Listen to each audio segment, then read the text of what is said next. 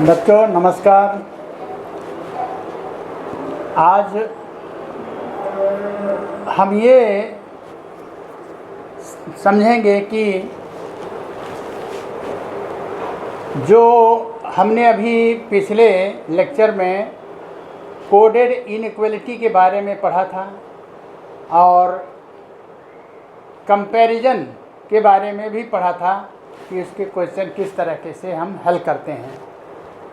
उसको हल करने के लिए हम इनइक्वलिटी का यूज़ वहाँ किया करते हैं। जैसे अगर हम कोडेड इनइक्वलिटी की बात करें तो भी उसमें डिकोड करने के बाद इनइक्वलिटी सीधे सीधे स्टेटमेंट के रूप में आती है, और डायरेक्ट अगर इनइक्वलिटी के रूप में ही स्टेटमेंट दिए हुए हैं तो भी अलग अलग स्टेटमेंट हैं, तो भी हमें कंबाइन करने के बाद ही हम उसका कंक्लूजन निकालते हैं। तो इसमें भी ज़रूरत पड़ती है हमें, जो हमारे कोडेड इनइक्वलिटी में अलग अलग स्टेटमेंट दिए हैं तो कैसे कंबाइन करके हम कंपेयर करते हैं जो गिवन कंक्लूजन है, तो उसको किस तरीके से हम कंबाइन करें शॉर्टकट मेथड में और आसानी से, बशर्ते कि ये कॉमन वर्ड अलग अलग छाँटें और अलग अलग देख करके फिर कंबाइन करें। उससे अच्छा बेस्ट हम तरीका बताए हैं, उसको अगर फॉलो करते हैं तो आसानी से हम कंबाइन करके और कंक्लूजन को हम बता सकते हैं कि वो फॉल्स है कि ट्रू है। इसी प्रकार से दूसरा केस हमने देखा है, इन केस ऑफ कंपैरिजन के सवाल में भी, जैसे एज से रिलेटेड है या परसेंटेज ऑफ मार्क्स जो बच्चे ने पाया है उसका कंपेयर करते हैं। कंपैरिजन के सवाल में भी हम इनइक्वलिटी का यूज़ करके आसानी से हम उसका आंसर 5, 4 और 5 जो भी क्वेश्चन दिया रहेगा उसको उसे कंबाइंड इनइक्वलिटी से ही हम उसका आंसर निकालते हैं। तो और इसमें कंपैरिजन के सवाल में भी अलग अलग स्टेटमेंट दिए रहते हैं और उस इंफॉर्मेशन ऑफ स्टेटमेंट को हम इनइक्वलिटी के रूप में लिखते हैं और लिख करके फिर अलग अलग जो स्टेटमेंट हमें मिलता है इनइक्वलिटी के रूप में उसको हम कंबाइन करते हैं, और कंबाइन करने के बाद ही हम जो हमारा फाइनल कम्बिनेशन आएगा इनइक्वलिटी का, उससे हम बाकी क्वेश्चन 4 से 1 से लेकर के 5 तक जो क्वेश्चन दिए रहते हैं उसको हम आसानी से हल करते हैं उस कंबाइंड इनइक्वलिटी को देखते हुए। तो ये दो केस इसीलिए हमने लिया है कि इसके पहले हमने जो बताया है दोनों चैप्टर में, कोडेड इनइक्वलिटी और कंपैरिजन का जो हमने पहले डिस्कस किया, उसमें एक्चुअल में हम इनइक्वलिटी का यूज़ करते हैं और इनइक्वलिटी ही उसमें अलग अलग स्टेटमेंट के रूप में मिलती है। तो फाइनली उसको हम किस तरीके से कंबाइन करें वो बहुत इम्पॉर्टेंट चीज़ होता है कि कंबाइन कैसे करते हैं, ताकि हम इस केस में कंक्लूजन को बताएं कि हाँ गलत है कि सही है, और इस केस में जो है कंपैरिजन के केस में हम कंबाइन करने के बाद ही 5 क्वेश्चन का आंसर देते हैं। तो आइए हम जानते हैं कि इसको किस तरीके से हम कंबाइन करेंगे। बहुत बढ़िया सा, बहुत साधारण आसानी से आप जो है इसको अगर फॉलो कर लेते हैं, समझ में आ जाता है, तो आसानी से और बिना कुछ सोचे समझे ही हम किस तरीके से उसको कंबाइन करते हैं वो आप जानने की कोशिश करिएगा। आइए हम देखते हैं कि पहले इनइक्वलिटी, कोडेड इनइक्वलिटी हो या इनइक्वलिटी के फॉर्म में स्टेटमेंट अगर दिए हैं और उसके नीचे followed by some true conclusion है और हमें करेक्ट ये चेक करना है कि कंक्लूजन सही है कि गलत है, उसको तो हम किस तरीके से 3, 4, 5 या जो भी स्टेटमेंट दिए रहेंगे उसको कौन सा स्टेटमेंट को हम कंबाइन करें, इस केस में कौन सा स्टेटमेंट को कंबाइन करें कि हमारा ये कंक्लूजन जो है सही से हमारा चेक हो जाए। तो यहाँ पर ये एक बात ध्यान देना है कि जैसे इसमें 4 1 2 3 4 स्टेटमेंट दिए हुए हैं इन द फॉर्म ऑफ इनइक्वालिटी। तो इस इनइक्वालिटी में कौन सा, अब इसमें एक एक करके हम कंक्लूजन लेते हैं और फिर उसको स्टेटमेंट चेक करते हैं कि नहीं कंबाइन कर रहे हैं। तो एक्चुअल में जो क्या क्या चीज़ इस चारों में से कौन कौन सा हमें कंबाइन करना होगा, वो चीज़ हम बताने जा रहे हैं कि कैसे हम कंबाइन करते हैं जल्दी से जल्दी। तो उसके लिए क्या करते हैं, हम जिस कंक्लूजन को लेते हैं, जैसे मान लीजिए हमने इस कंक्लूजन को लिया, इसको चेक करना है कि ये ट्रू है या फॉल्स है। उसके लिए क्या करेंगे कि हम देखते हैं कि ये कंक्लूजन इसी से निकाला होगा। तो इसमें पहला टर्म जो कंक्लूजन हम ले रहे हैं उसका पहला टर्म जो है लेते हैं विद इनइक्वालिटी। इनइक्वालिटी ये कहती है कि जे इज लेस देन, तो और यहाँ जे ये जो है गिवन स्टेटमेंट में अवश्य होगा। जे चाहे एक जे हो या 2 जे हो, जे ज़रूर होगा। तो उस जे को लीजिएगा जिसका इनइक्वालिटी इसी डायरेक्शन में वो इंडिकेट करे। जैसे जे का यहाँ पर इस डायरेक्शन में जे लेस देन है, तो उसको आप लीजिएगा इसके स्टेटमेंट में, क्योंकि इसी का स्टेटमेंट में से हम कंबाइन करके फिर इसको चेक करते हैं। तो हम क्या करेंगे कि ये जे इज़ लेस देन, तो यहाँ पर देखें कि जे इज़ लेस देन या इक्वल टू, क्योंकि यहाँ ध्यान देना अगर जे के साथ इक्वल टू है तो भी वो दोनों डायरेक्शन में हम ले सकते हैं, मोर देन या जे देन। तो यहाँ पर ध्यान देना है कि जे इज़ लेस देन मोर, अगर ये कहीं मोर देन होता जे तो उसको हम यहाँ पर गलत क्रॉस कर देते हैं, वो गलत रहता। लेकिन चूंकि यहाँ पर देखें जे 2 जगह है, एक जगह ये है एक जगह ये है, तो इसमें दोनों यहाँ लेस देन है और यहाँ इक्वल टू है। अब यहाँ पर जे इज़ लेस देन 1 और जे यू नहीं लेंगे। यू अगर लेते हैं कि यू में जब कंबाइन करेंगे तो जे में यू में अगर कंबाइन करते हैं तो और कोई ऐसा वर्ड नहीं है जहाँ पर यू के साथ लिखा हो, यू के साथ जो है अदर स्टेटमेंट नहीं है, इसलिए इसको ना लेकर के इसको हम लेंगे जे इज़। कैसे कंबाइन करेंगे, जे इज़ इक्वल टू एन। देखिए अब ये करके इसी में हम कैसे कंबाइन करते हैं ये इसको ना लेकर के हमने इसको लिया, क्योंकि इसके यू के साथ और कहीं नहीं दिख रहा है, लेकिन यन के साथ जो है वो कॉमन वर्ड दिख रहा है। तो इन दोनों में से हम उसको लेते हैं जिसका कॉमन वर्ड अगला वर्ड के बाद के लिए कॉमन वर्ड दिखे। तो यहाँ पर देखिए, यहाँ जे इज इक्वल टू एन हमने ले लिया। अब इसी यन में जोड़ते जाएंगे। अब यन के बाद जो है इसमें एक यन, फिर ये कंबाइंड, इसका जो है हम कॉमन वर्ड देखेंगे कि यन और कहाँ है। वो यन है कॉमन यहाँ पर यन। अब यहाँ पर भी ये है यन को यन से जोड़ने के लिए तो इसको रिवर्स करना पड़ेगा। Is equal to less than, इसको एन तो यहाँ हो गया। अब इसके बाद ये is equal to less than equal to or less than A, ये हो गया। अभी ध्यान देना है कि ये तब तक जाएंगे, तब तक कंबाइन करते जाएंगे जब तक कि इसका यस ना मिल जाए, दूसरा टर्म। ये बहुत इम्पोर्टेंट है।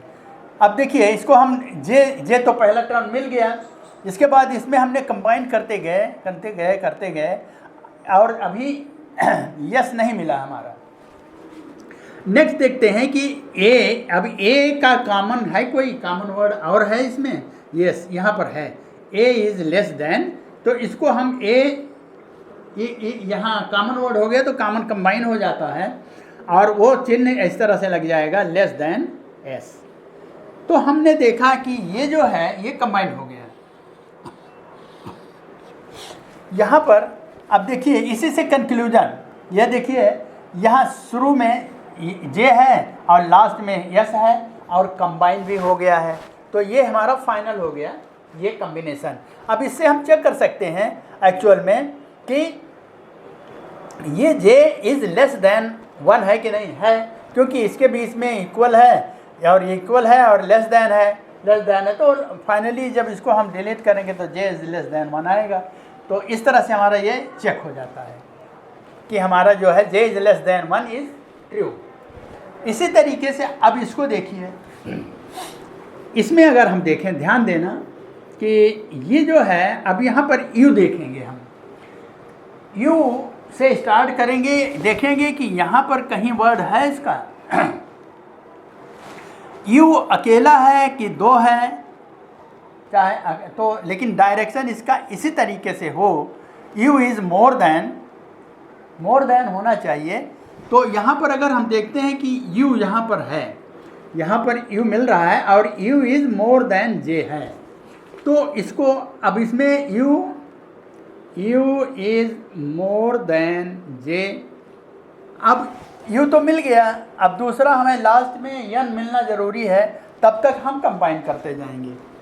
अब यहाँ पर j का जो है कॉमन वर्ड भी होना चाहिए, है कहीं j? यस है, j इज़ u, यहाँ तो हमने ले लिया, u is less than j, more than j। अब j के बाद कॉमन वर्ड है कहीं? यस, यहाँ पर है, तो यहाँ लिखेंगे j is equal to n।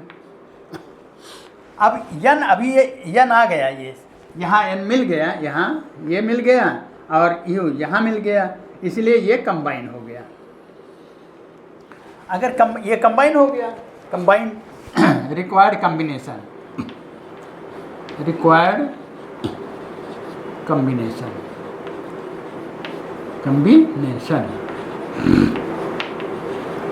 ऐसे ये भी है, रिक्वायर्ड कम्बिनेशन। रिक्वायर्ड कम्बिनेशन क्यों बोल रहे हैं? क्योंकि जिस कंक्लूजन को हमने लिया उसके पहले j लिख रहा है और कंबाइन करते गए करने के बाद लास्ट में यस मिला, इसलिए ये कम्बिनेशन ओके है। इसी तरीके से इसमें u से हमने स्टार्ट किया, ये ध्यान देना है कि इसको हम कन्वर्ट करके भी लिख सकते हैं, है ना, चिन्ह को बदलते हुए साथ में, कोई दिक्कत नहीं है, चाहे वो कम्बिनेशन में हो या इनिशियल स्टार्ट करें, तो उसको हम इस तरह से लिखते जाएंगे और जैसे ही n मिल जाए वहाँ स्टॉप कर देंगे और को ऐड करने की ज़रूरत नहीं होती है। जब ये मिल जाए, इसी से हमारा जो है ये कंक्लूजन भी चेक हो जाएगा कि u इज़ लेस देन और मोर देन दोनों मिल करके मोर देन होता ही है, ये भी सही है। इस तरह से हमने इसको कंबाइन करना है, मतलब जल्दी से। इसी तरीके से आप देखें, दूसरा स्टेटमेंट हम लेते हैं। पहला मान लीजिए हमने ये लिया s और यहाँ पर कितने हैं, 1 2 3 4 स्टेटमेंट इन इक्वलिटी फॉर्म में दिया हुआ है। अब क्या करेंगे हम, पहला स्टेटमेंट के लिए अगर हम देखें तो यहाँ पर यस से स्टार्ट करो। पहले तो ये देखें, यस इज़ मोर देन है, यहाँ यस 2 जगह है कि है, ये 2 जगह है। यस एक जगह है मोर देन, एक जगह है लेस देन। तो लेस देन तो हम लेंगे नहीं, दोनों में से उसको लेंगे जो हमारा कॉमन भी हो, इसका मोर देन भी हो। यहाँ कॉमन दिख रहा है तो वेल एंड गुड। तो इसलिए अगर अकेला होता, ये नहीं होता और यही केवल होता तो ये कैंसिल हो जाता, मतलब ये रिवर्स मिलता तो उसको हम कैंसिल, लेकिन यहाँ पर हमारा रेलिवेंट है, ये स्टेटमेंट रेलिवेंट है। तो अब क्या करेंगे, इसको हम यस लेंगे, यस से स्टार्ट करें हमने, पहला यस होना चाहिए। इसके बाद मोर देन के लिए क्या है, more than I equal to लिख लो, कोई बात नहीं है, डायरेक्शन वही है, मोर देन एच। अब यच में अनदर कॉमन है, यच का दूसरा वर्ड होना चाहिए उसमें। एक यच हो गया, ये एक यच हो गया यहाँ, तो यहाँ पहला यच हो गया। अब इस यच के लिए इज इक्वल टू लगाएंगे और इसको ओ लिखेंगे। तो देखिए यहाँ लास्ट में वो मिल गया, इसलिए दिस इज कंबाइन। जैसे ही ये दोनों मिल जाए तो दैट इज़ द फाइनल, मतलब ये समझ लीजिए कि पहला वर्ड यहाँ मिला हमारा और दूसरा भी ये यहाँ मिल गया। जैसे ही कंबाइन किया तो ये हमारा फाइनल कम्बिनेशन, देखिए required combination. Required combination required इसलिए बोलते हैं कि इस जो हमने कंक्लूजन लिया है उसका पहला यस है और लास्ट में जैसे ही ये ओ मिल जाए कॉम्बिनेशन करते जाएंगे, क्योंकि इसका जो है ना दोनों में ये और एच दोनों कॉमन वर्ड दिख रहा, एक पेयर होना चाहिए है, तो इसको जैसे ही वो मिला स्टॉप कर दिया हमने और ये हमारी रिक्वायर्ड हो गया। अब इसी से हम चाहें तो इसको चेक भी कर सकते हैं कि क्या हमारा ये है, S this is okay because S is more than or equal to, इसका जो होगा एक्चुअल में this will be more than or equal to अगर देखें तो ये यहाँ गलत होगा अगर फाइनली हम चेक करना चाहें, बट कॉम्बिनेशन इस तरह से है दोनों इक्वल टू और मोर देन इक्वल टू दोनों मिल करके जो है मोर देन और इक्वल टू आएगा, लेकिन यहाँ पर है क्या है एक्चुअल में मोर देन, तो इसलिए गलत होगा। तो इस तरह से हम कंबाइन करके भी चेक कर सकते हैं कि हमारा कंक्लूजन गलत है कि सही है। अब इसको देखें, इसी तरीके से इसको हम देखें, ये अब इसी में से अब देखें ए इज़ मोर देन, ए तो पहले ही लिखेंगे लास्ट एक में, ए इज़ इसी डायरेक्शन में होना चाहिए। ए इज देखें यहाँ पर अगर देखें आप ये एक्चुअल में ए इज़ मोर देन यस है, तो ए इज़ मोर देन एस लिख दिया हमने, ए इज़ मोर देन एस लिख दिया। हम उसी को लेंगे जो हमारे लिए कॉम्बिनेशन कॉमन वर्ड मिलते जाएं और लास्ट में वो के मिल जाए, तो वहाँ पर हम रुक जाएंगे और बाकी से हमें मतलब नहीं होगा। तो हमें इस तरह से ए इज़ मोर देन एस लिखा। अब यस का जो है होना चाहिए, यस का मतलब कॉमन वर्ड अनदर पेयर का दूसरा यस होना चाहिए। अब देखें S is more than H है, यस इज़ एक ही डायरेक्शन है, एक ही है, S is more than S N H लगाया, अभी के नहीं आया है हमारा। अब देखें H is more than S, अभी के नहीं आया है, तो इसलिए क्या करेंगे A is more than A, S is more than H. अब एच है, एच का कॉमन ये भी है, H is equal two O, अभी भी हमारा के नहीं आया है क्योंकि यहाँ के आना चाहिए। अब इसके बाद देखेंगे कि ओ का भी ये कॉमन वर्ड है, तो ये कॉमन वर्ड क्या बता रहा, मोर देन के, ये मोर देन के, यहाँ पर हमें मिल गया, ये के यहाँ मिल गया और ये यहाँ मिल गया, तो this is our required combination. अब इसी से हम निकाल लें कि ये सही है कि नहीं।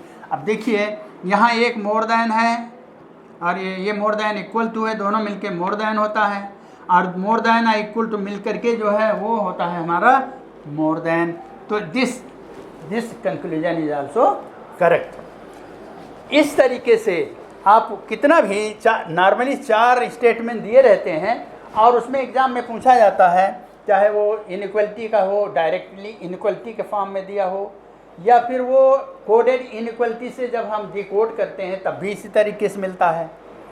तो उसको फटाफट जो है कंबाइन करते जाएं एक एक स्टेटमेंट को, और उसके हम पता लगा दें कि वो सही है कि गलत है, और इस तरह से हम ये सवाल इसमें करते हैं।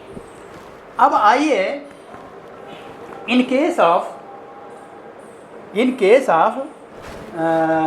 हमारा कंपैरिजन के कुछ सवाल में, जैसे राम मोहन से यंगर है लेकिन एल्डर है, या उसका मोर देन एल्डर मतलब यंगर एल्डर, या हाइट मान लो Ram is longer than, longest कौन है, लॉन्गर कौन है, और less than and more than, less than but more than, इस तरह से क्वेश्चन में एक्चुअल कंपैरिजन के क्वेश्चन में मिलते हैं। तो फाइनली वो क्वेश्चन पूछा या 5 पूछता है या जो भी पूछे, उसको हम हमेशा कंबाइन इनइक्वलिटी करने के बाद भी हम क्वेश्चन को आंसर देते हैं। तो जैसे हमने देखा, अब आइए केस में कि in case of comparison problems, मान लीजिए कंपैरिजन का प्रॉब्लम दिया हुआ है, स्टेटमेंट इन्फॉर्मेशन दिए हुए हैं, उस इन्फॉर्मेशन को हमने डिकोड करके जब हम इनइक्वलिटी के रूप में लगाया, तो मान लीजिए इस तरह से हमें ये इस तरह से क्वेश्चन मतलब वो मिलते हैं 2-3 स्टेटमेंट या 4 2-3 या जो भी है, अभी 4 स्टेटमेंट या 2 भी स्टेटमेंट हमें मिल रहा है, उसको हम कंबाइन करेंगे पहले, और कंबाइन करने के बाद ही 4-5 जो क्वेश्चन दिए रहते हैं उसी कंबाइन इनइक्वलिटी से ही क्वेश्चन का आंसर देना है। तो है टेक वन इनइक्वलिटी स्टेटमेंट, जैसे हमने जब शुरू किया इनइक्वलिटी बन गई तो उसको कैसे कंबाइन करेंगे, इस तरह हमने लिख दिया है ताकि याद रहे। टेक वन इनइक्वलिटी स्टेटमेंट और सब कंबाइन इनइक्वलिटी, कहने का मतलब कि अगर स्टेटमेंट केवल एक इनइक्वलिटी से बना है तो भी कंबाइन करना है, और जैसे कुछ इनइक्वलिटी जो है जिसमें कि स्टेटमेंट में लेस देन बट लगा है, दूसरा 3 वर्ड आपस में कंबाइन करके लिखे हुए हैं, तो उस केस में उसको बोलेंगे हम सब कंबाइन इनइक्वलिटी। तो इनमें से अगर सब कंबाइन इनइक्वलिटी मिलती है या 3 वर्ड आपस में मिलते हैं स्टेटमेंट में, जैसे यहाँ पर अभी हम देखेंगे, तो उसको हम पहले लेंगे और उसी में हम कंबाइन करते जाएंगे, उसी में इसी डायरेक्शन को देखते हुए, डायरेक्शन तो नॉर्मली सब एक ही मिलता है ना, तो उसको हम कंबाइन करते जाएंगे और ये देखते हुए डायरेक्शन को और कॉमन वर्ड को देखते हुए, कॉमन वर्ड को ओवरलैप करते हुए आगे इनइक्वलिटी का साइन लगाते हुए तब तक करेंगे जब तक कि पूरा जो है, ये जो पूरा स्टेटमेंट कंबाइन ना हो जाए, एक इनइक्वलिटी में कंबाइन ना हो जाए, तब तक कि हम इसको कंबाइन करते जाते हैं, और फिर जो फाइनल कॉम्बिनेशन आएगा उसमें से हम क्वेश्चन का आंसर देंगे। आइए हम इसको मान लीजिए, इसमें एक्चुअल में हमने यह लिखा हुआ है इनइक्वलिटी के रूप में। एक्चुअली देखिए, जैसे मान लीजिए A is more than M, मतलब कि ए इज़ एल्डर देन, इस तरह से है मान लीजिए सम, और G is elder than M but younger than A, इस तरह से पढ़ेंगे, वो स्टेटमेंट में दिया रहेगा तो लोगों ने इनइक्वलिटी के रूप में कन्वर्ट किया है। और के इज़ यंगर देन आर या आर इज़ एल्डर देन के, जो भी दिया रहे, इस तरह से अलग अलग जो स्टेटमेंट दिया रहेगा किसमें, उस प्रॉब्लम में जो कि कंपैरिजन के क्वेश्चन में आता है, तो उसको पहले हम हर एक स्टेटमेंट को इनइक्वलिटी के फॉर्म में लिख लेते हैं, और जितने ये इनइक्वलिटी फॉर्म बने अब इसको हमें कंबाइन करना है। तो इसके लिए क्या करते हैं, कंबाइन करने के लिए इसमें से जो मैक्स बड़ा है, जैसे इसको हम लें, A is more than G is more than M, इसको हमने लिया तो ये हो गया, इसको हमने काट दिया, ये हुआ, ख़त्म हुआ, इसको लिया हमने ए, ये हो यहाँ पर लिख लिया हमने, और इसके बाद इसको देखें A is more than M, actually ये जो है इसका अगर देखें तो ए इज़ मोर देन यम, ये है इसी का कंक्लूजन है ये, इसको अगर जी को हटा दें तो ये ए इज़ मोर देन 1 ही आएगा, इसलिए ये इसमें इंक्लूडेड है, इसी में इंक्लूडेड है, इसको कटा।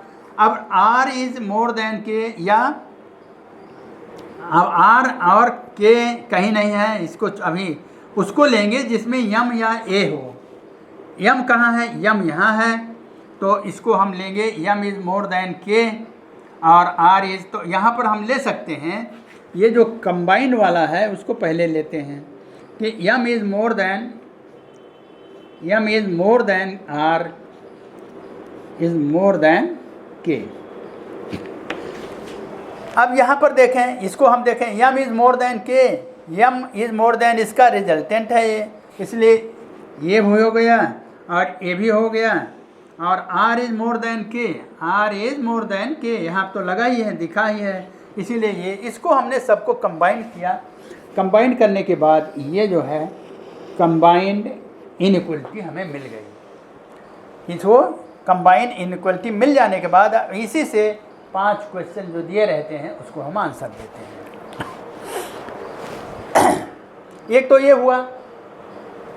दूसरे केस में भी आइए देखते हैं कि जैसे कि B is more than C but less than A, एक स्टेटमेंट है, लेस देन या younger than, B is elder than C but younger than A, इस तरह से अगर दिया तो उसको इनइक्वलिटी में इस तरह से लिख लिया, एक सेंटेंस हुआ।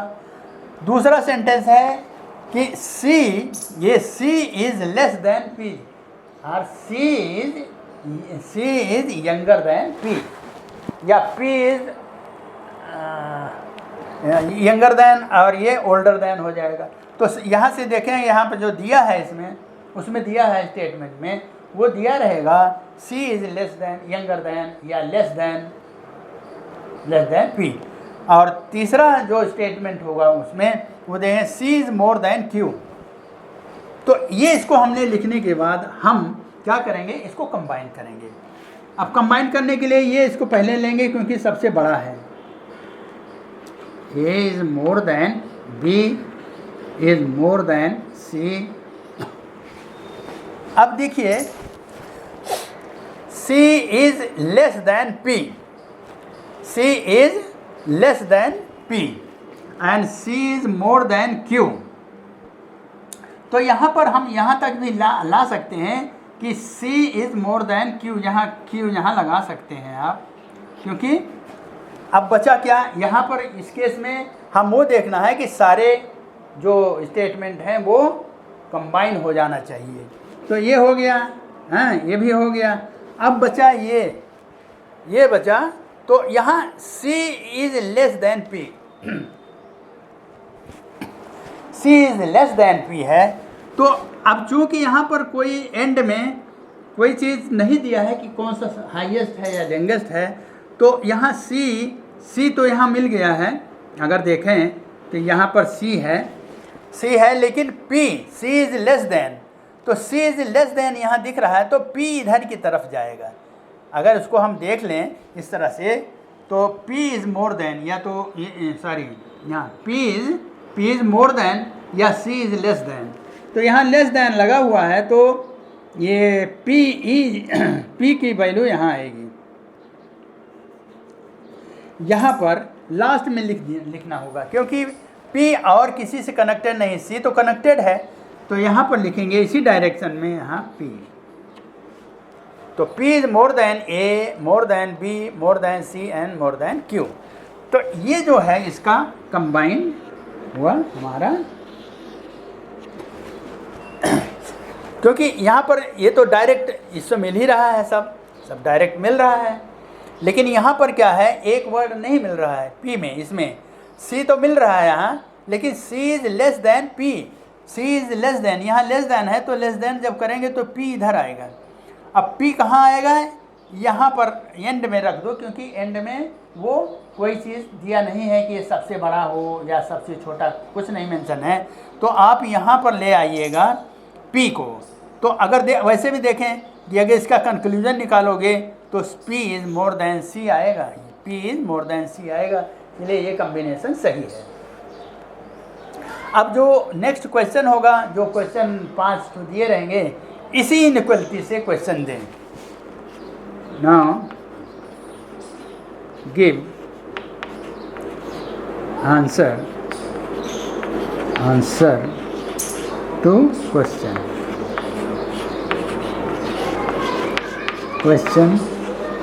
from this combined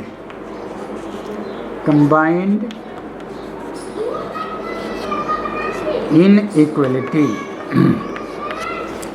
इसी कंबाइंड इनइक्वलिटी से इसका है, ऐसे इसका भी जो अब क्वेश्चन का आंसर देंगे इसका। आइए नेक्स्ट हम बताते हैं। इसमें कोई चीज़ नहीं मेंशन था कि उसमें से कौन सबसे बड़ा है या कौन सा सबसे छोटा है, इसमें भी नहीं मेंशन था कि कौन सा बड़ा है कौन सा क्यों। कुछ क्वेश्चन ऐसे होते हैं जिसमें लिखा होता है कि यम या कोई एक आदमी जो है वो सबसे बड़ा है या सबसे छोटा है, तो इसमें इस केस में लिख लेते हैं कि हाँ कौन सा बड़ा है। तो नॉर्मली क्या होता है कि अब यहाँ पर कितने वर्ड हो जाएंगे, जैसे हमें यहाँ यस इज़, जैसे यस कोई नेम है नेम है, आर भी नाम है और के भी पहला वर्ड है। नेम का पहला वर्ड होते हैं सब, तो उसको हमने रहेगा नाम नेम, लेकिन उसको हम पहला वर्ड ले करके इनइक्वलिटी के लिए हम इसलिए करते हैं ताकि उसको हम आसानी से बिना कुछ और लिखे पढ़े, ज़्यादा लंबा हो जाएगा और इस तरह से लिखने से हमारे आसानी भी होती है। तो हमने वो क्वेश्चन को जब जो स्टेटमेंट है एक एक करके जब हमने इनइक्वलिटी के फॉर्म में लिखा, तो मान लीजिए कि वो इस तरह से हमें मिला। अब इसको कंबाइन करने के बाद ही जो 5 क्वेश्चन होंगे उसका आंसर देना है। अब आइए कंबाइन करते हैं। तो ये जो सबसे बड़ा दिख रहा है ये और ये भी है, तो इसको हम कंबाइन करेंगे। पहले इसको हम लिख लेते हैं आर, ये देखिए R is less then S less than K। यहाँ हो गया पहला, हमने लिख लिया, इसको काट सकते हैं। पहला लिखने के बाद ये यम इज द एंड में लिखेंगे टालेस्ट, जो कंबाइन होगा, कंबाइंड करने के बाद जो मिलेगा उसके टालेस्ट डायरेक्शन को देखते हैं। डायरेक्शन इधर है तो सबसे बड़ा वहाँ होगा, लास्ट में लिख लिएगा इसको, क्योंकि ये कुछ किसी से कम्बिनेशन नहीं हो रहा है, केवल वो एंड में जाएगा। ये टालेस्ट और स्मॉलेस्ट ये हमेशा एंड में जाते हैं, वो किसी से रिलेशन उसका नहीं दिया रहता। तो और दूसरा है रिलेशन, अब इसको कंबाइन करेंगे। इसको कैसे करना है देखिए, इसमें ये भी कंबाइन है, सब कम्बिनेशन है। तो यहाँ पर क्या करेंगे कि जो वर्ड जो है ए जो है इसमें कंबाइन करना है, जबकि यस और के हमें दिख रहा है। यहाँ यस है और यहाँ के है। अब ये इसका मतलब कि ए जो है इसी के बीच में आएगा, इसी के बीच में आएगा। तो यहाँ पर इसको यहाँ पर कंबाइन करना है। जैसे मान लीजिए क्या है, यस यहाँ है, less than A less than K. अब यहाँ पर ध्यान देना है कि ए जो है यहाँ इसके बीच में आएगा। यहाँ कैसे आएगा, यस यहाँ पर रहेगा और इस तरह से करेंगे हम कि इसको अगर हम कंबाइन करने के बाद अगर हम उसका वो रिजल्टेंट ले तो हमारा यस इज इक्वल टू के आना चाहिए। देखिए इसको हम अगर कंबाइन करें तो यह हो जाएगा R less than S less than A less than K ये जो है कंबाइन कर रहे हैं तो हमें ये मिल रहा है common word, pair of the common word. तो pair of the common word के लिए एस हो गया और इसके बीच में इनक्वलिटी ये हट करके इसके साथ आ जाएगा और ये के कॉमन वर्ड है, कंबाइन होकर के आ गया। तो एक्चुअल में अब इसके ये जो है ये भी कैंसिल हुआ।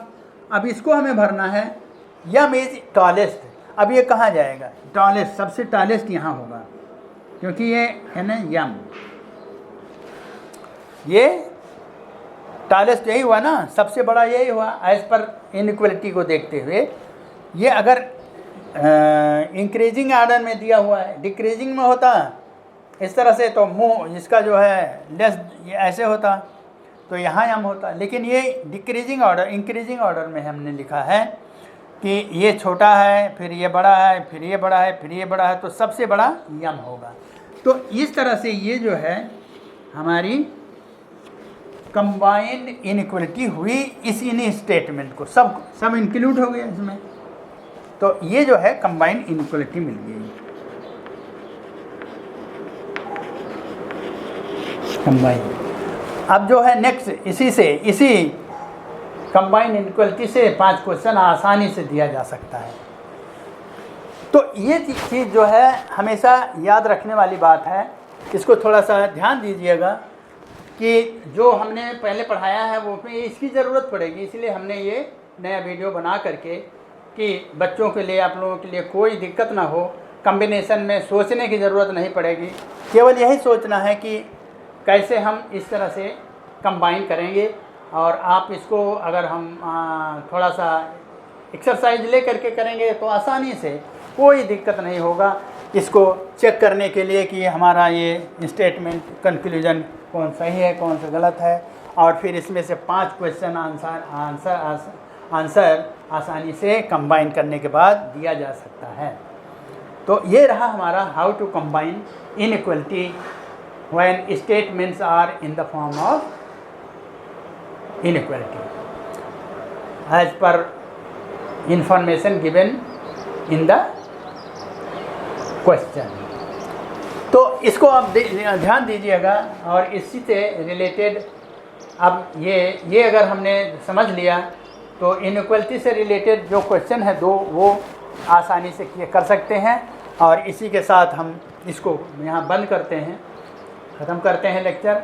अगले लेक्चर में हम आएंगे कंडीशनल सिलेक्शन। 3-4 चैप्टर बाकी रह गया है, वो है कंडीशनल सिलेक्शन कि मतलब कैसे कंडीशनल सिलेक्शन हम करते हैं, उसके क्वेश्चन किस तरीके से आते हैं उसको बताएंगे। और दूसरा है कि कंडीशनल सिलेक्शन, और इसके बाद आता है हमारा coded binary number. Coded binary number भी इम्पॉर्टेंट है, ये भी अक्सर बैंकिंग सर्विस रिक्रूटमेंट में पूछा जाता है। और तीसरा चैप्टर रह गया है, वो है ये बैंकिंग सर्विस में हो गया, ये इनइक्वलिटी हो गया।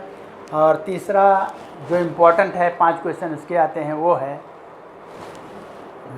Data sufficiency in reasoning. Data sufficiency in the reasoning.